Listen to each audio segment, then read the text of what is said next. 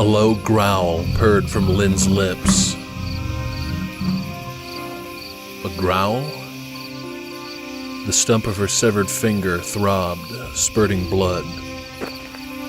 She slid her shorts on and searched for her shirt and bra, then remembered Isaac had shredded both. Shredded them with a claw that extended out of his hand. Tears pooled in her eyes. Tears of frustration, of rage and unfathomable jealousy, and a cocktail of other harshly unstable emotions. A wild, rabid spirit had invaded her loins, mastering her humanity. Never in all her 31 years had she ravaged a man like she'd ravaged Isaac. She tilted her head back and roared. Royal purple curtains on the second-floor window backdropped the ghostly woman who floated near the ledge. I am Ira. She bowed while levitating. Lynn stepped closer to the awning over the front door and glared at the bald woman. You're a ghost? Lynn cringed at the husky tone of her own voice. Shaking her head, she covered her eyes. I think I'm going to shred you like paper, and I don't even know why. Her lips curled back, and she involuntarily snapped her jaws. Instinctively, she reached out to grasp the closest stone pillar. The spirit inside urged her to climb the column. It's your true self coming forth. It's what you are. The ghost held her position near the second-floor window.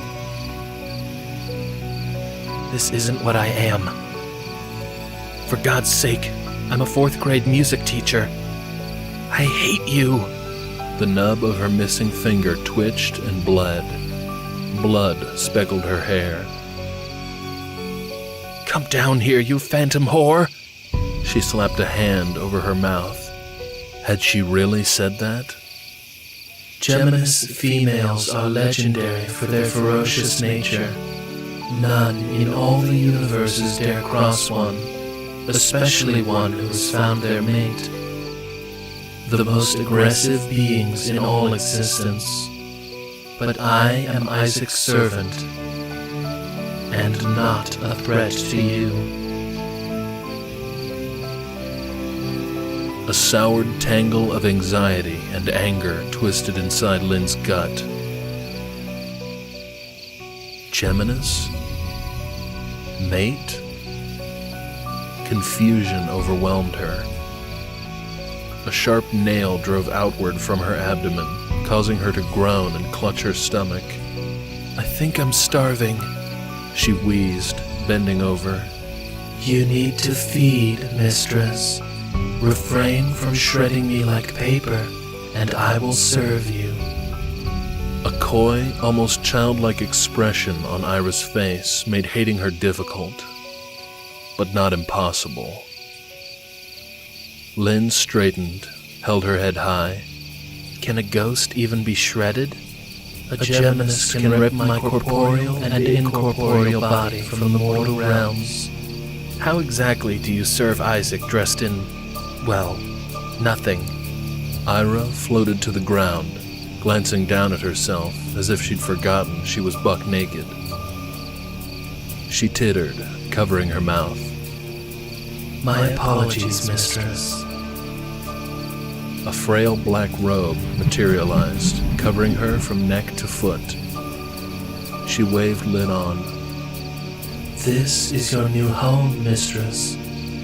Please come inside, and I will tend to your wound. Ira glided through the front door, leaving Lynn alone in the driveway. She shrugged, then followed the ghost inside into a foyer. To the left, she spotted a bullhorn tree. Native to Central America, she'd never seen one up close. The tree was young and still potted, but spines already sprouted from the base of its leaves. Extraordinary. mistress? Ira waited further down a dimly lit corridor. Over the hallway's threshold, a large beaver-like head looked back at her with lifeless eyes and threatening teeth. With reluctance, Lynn followed the ghost through the dark hallway.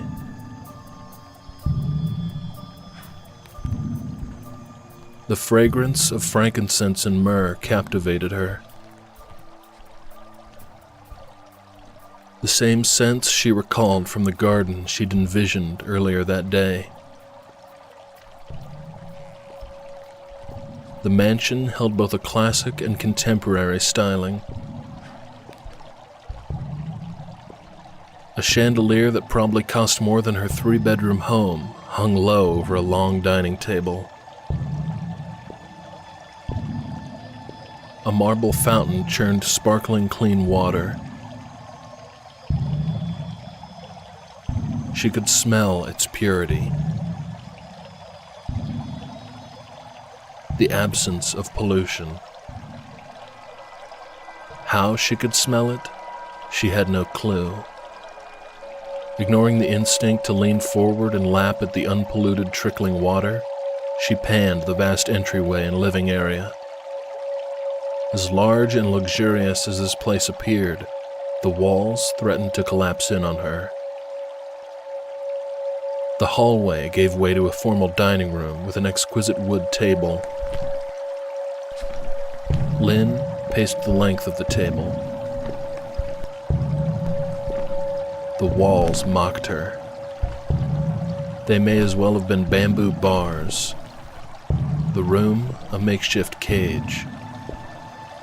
The spirit within hungered to be freed back into the wilds. Lynn held her bloody hand against her bare chest. More blood smeared her naked breasts.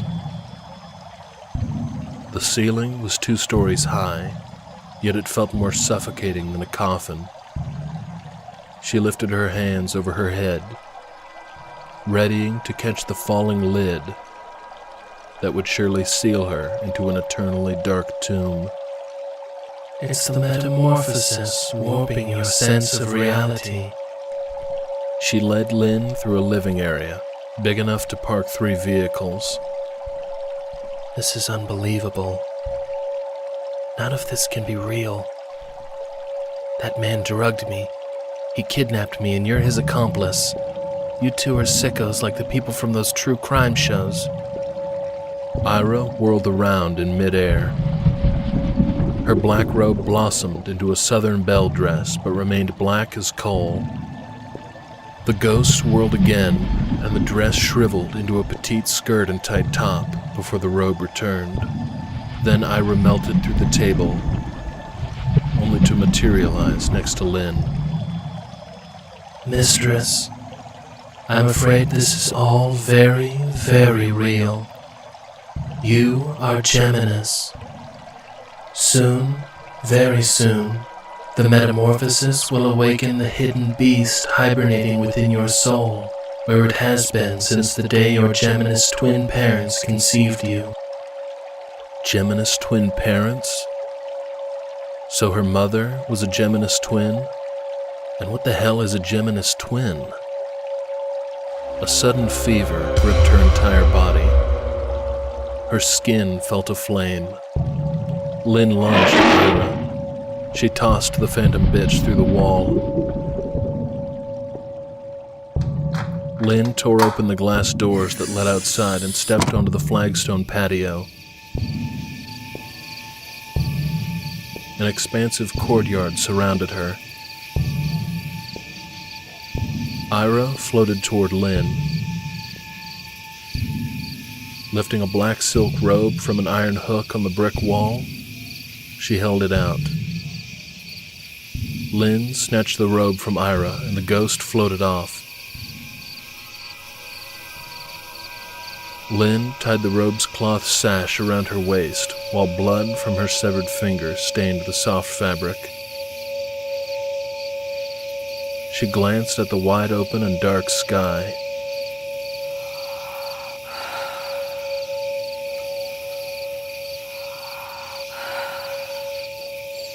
A breeze curled around her, a welcoming sensation. The 3-story walls of the mansion barricaded the courtyard. From what or whom, Lynn wondered. Inside its barrier, a row of Neoregelia flowers, the cultivar of Hannibal Lecter, a crossing of Punctatissima and Carcharodon. Quite rare for this region. Yet the leaves were a vibrant burgundy and missing the typical stripes and dots.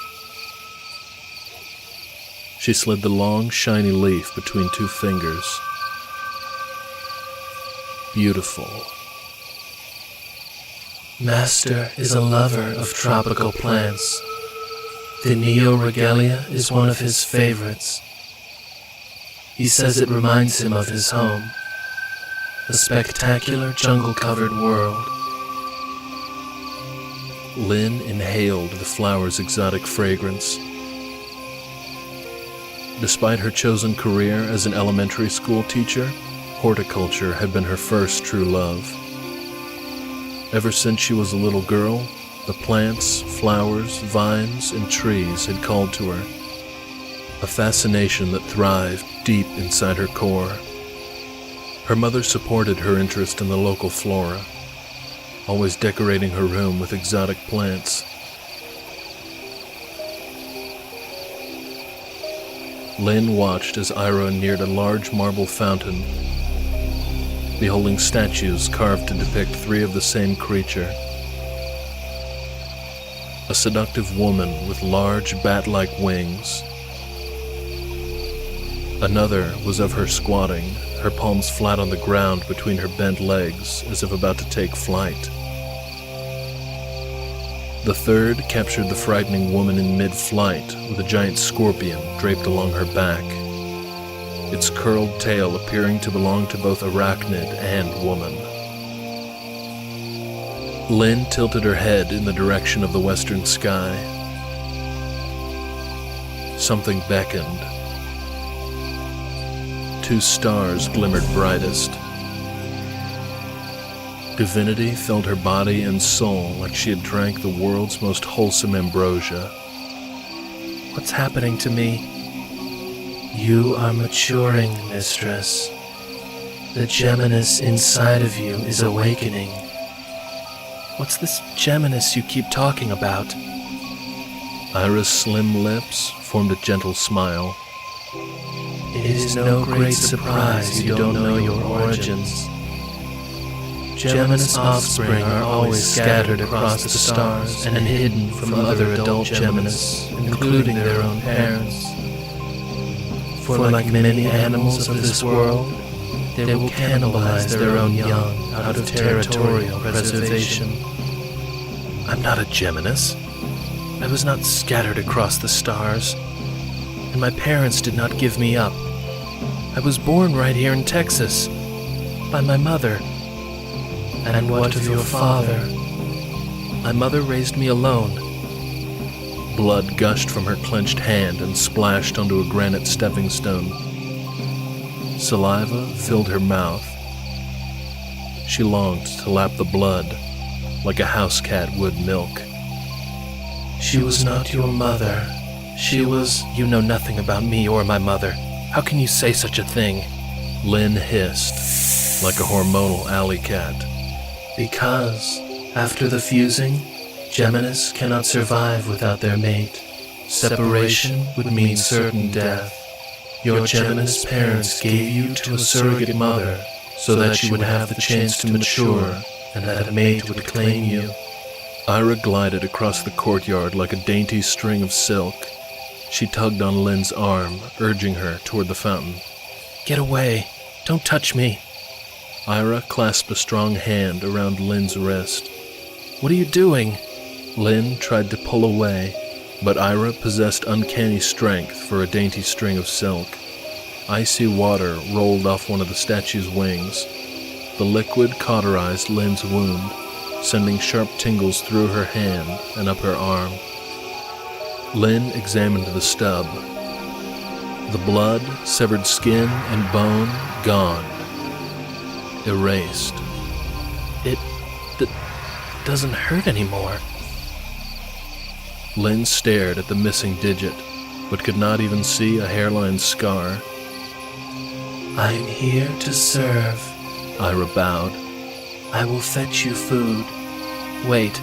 Lynn grabbed at the ghost's robe, her fingers slipping through the fabric and touching cold, hard flesh. Lynn recoiled. Ira smiled sweetly. Yes, mistress? When she looked into the woman's sad gray eyes, Lynn lost her train of thought for just a moment. Why do you ingratiate yourself to him? Are you in love with Isaac? Ira shuddered, as if in fear of the very thought. I feel nothing but gratitude for Master Isaac. Gratitude for what?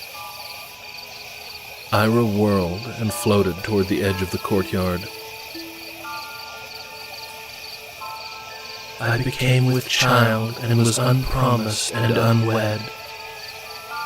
My brother had me killed, and my soul was sent to purgatory.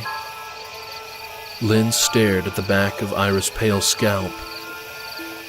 She was a woman once and wronged by her own blood. Now she was a slave or servant or whatever, rescued from a place called purgatory. A place Lynn's Baptist pastor had preached did not exist. Heaven or hell were the only two options for the dearly departed.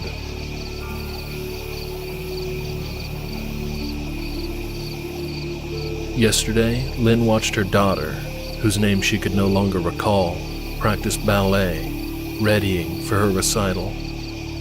Today, her daughter was dead, and she was listening to the woes of a ghost. And the phantom's tale afflicted her with more sorrow than the memory of her own daughter's murder. Ira's robe fluttered with the shift of the wind. She glanced over her shoulder and gave a weak smile. My brother gave me to Union soldiers. They raped me before peppering me with buckshot. As in the Civil War's Union Army? Ira nodded, gliding her hand over her slightly protruding belly. A baby bump. This was once my world too, in another place and time. You're not still. He's within me, where he'll remain until the end of time, with shrapnel lodged in his tiny unborn body. Lynn swallowed a dry lump. I didn't mean to pry. Good Lord, forgive me. You need not apologize. I am grateful to serve Master Isaac and you, for you both can have the love that life never granted me.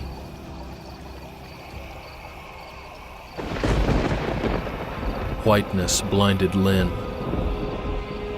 Unable to see her own body, her head rushed through a long, winding white corridor, chasing the fleeting spirits of her past. Her faceless children, with sunken black eyes, stood sullenly in a threshold and vanished into mist as she raced through them.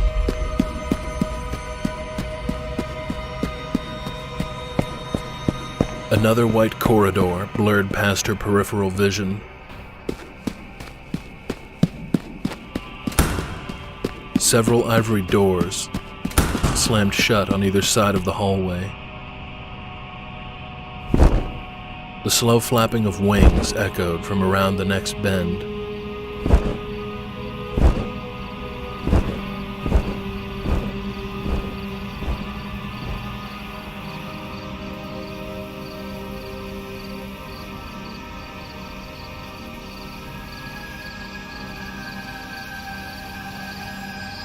Then she stood in the courtyard again.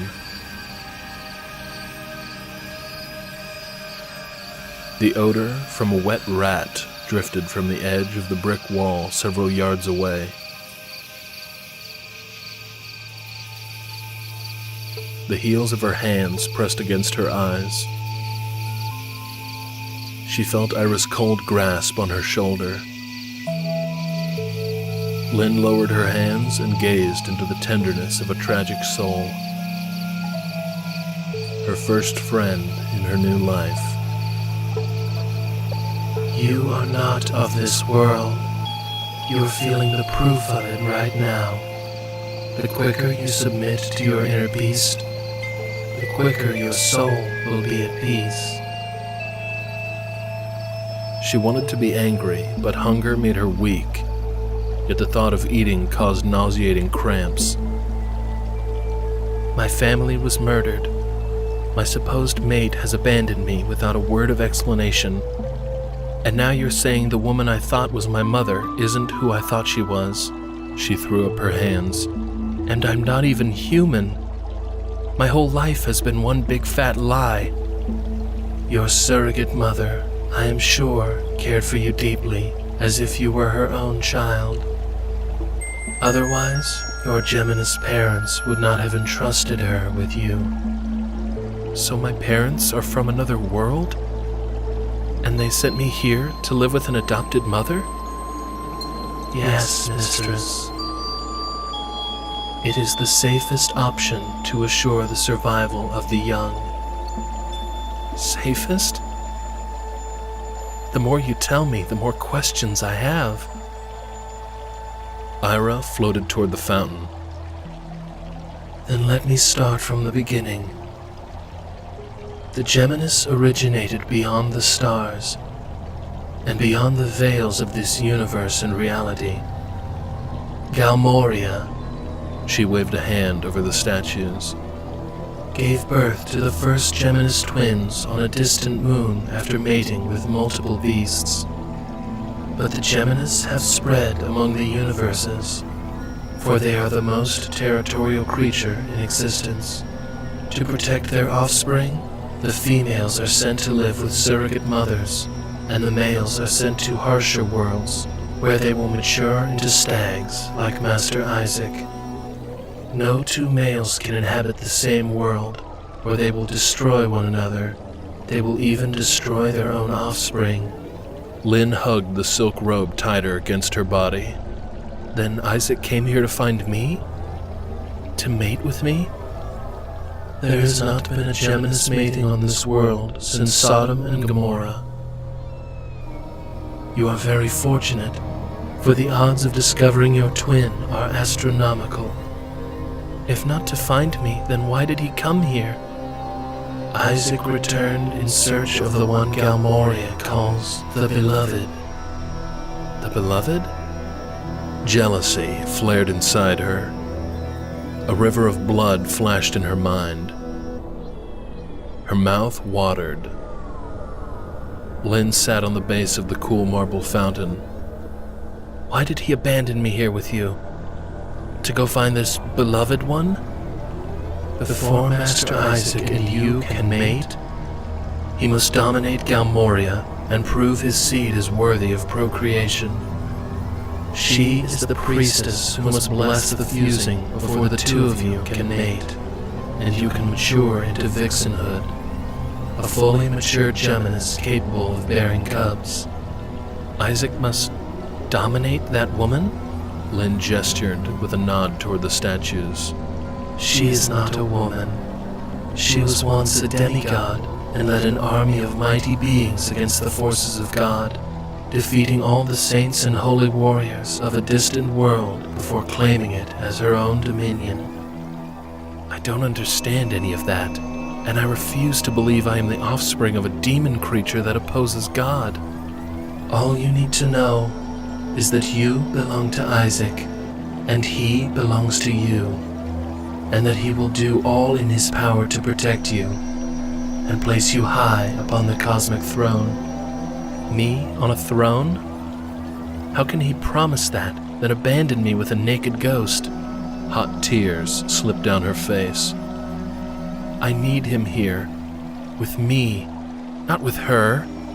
In time, this will all come to make perfect sense. Lynn glanced up the walls of the mansion surrounding the lush courtyard. She returned her gaze to Ira. You want to know something crazy? Yes, madam. Tell me something crazy. I can't remember my past anymore.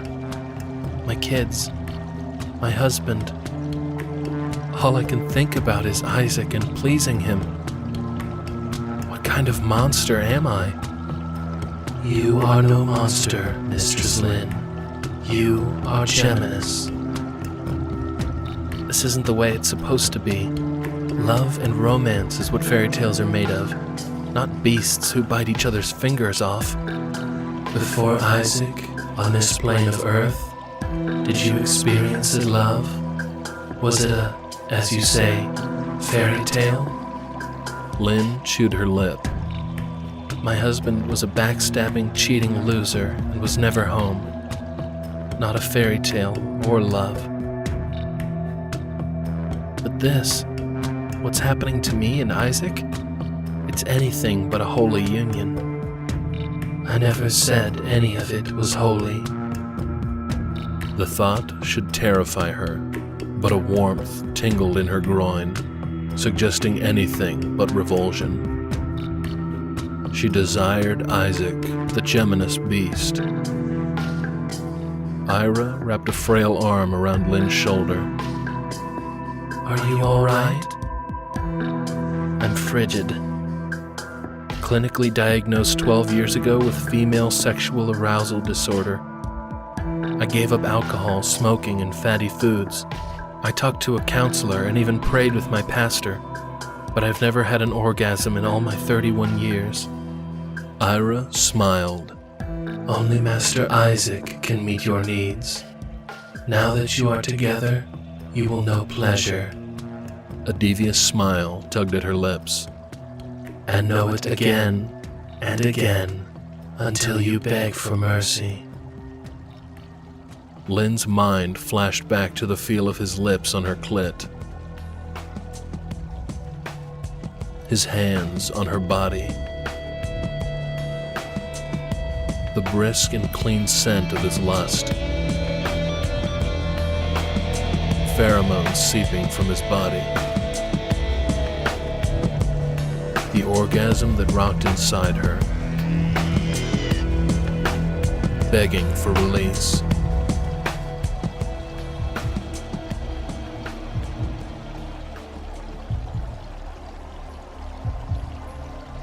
She was drawn to her feet and circled the fountain. The robe's trail dragged behind her. The marble fountain whispered to her the way the wind whispers to the trees. The water flowing over the stone grooves and edges of the legs, faces, wings, and scales sparkled like droplets of crystal. A summer night's breeze teased Lynn's hair. She smiled as she met jeweled eyes. Galmoria reached out with ebony talons. The water trailed down her marbled maiden figure and smelled pure as a country rain. Cerulean moonlight showered the statue in a pale glow.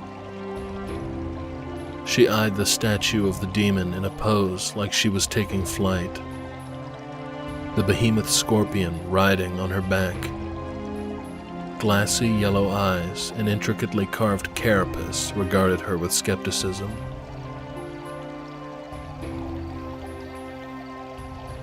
She is Galmoria, and that is Vostrict, the lunar guardian who serves her. Something familiar about her. She is your mother, mistress. Your Eve. Lynn reached for the statue's outstretched hand. Foundation rumbling, the 3 stone women crept toward her. 6 wings unfurled before enveloping her in a warm and protective embrace. Lynn nuzzled into the silken fur, closing her eyes. Mistress? Ira's hand touched her arm. Lynn shuddered, realizing the fountain was intact and stationary. Are you okay, Mistress Lynn? Lynn purred and gazed at the stars. I'm home. Her legs began to shake. Dizziness made her blink. Stumbling, she grabbed onto the statue for support. Her hand slipped down the slippery stone and she tumbled to her knees. Rolling to her back, she closed her eyes and fell unconscious.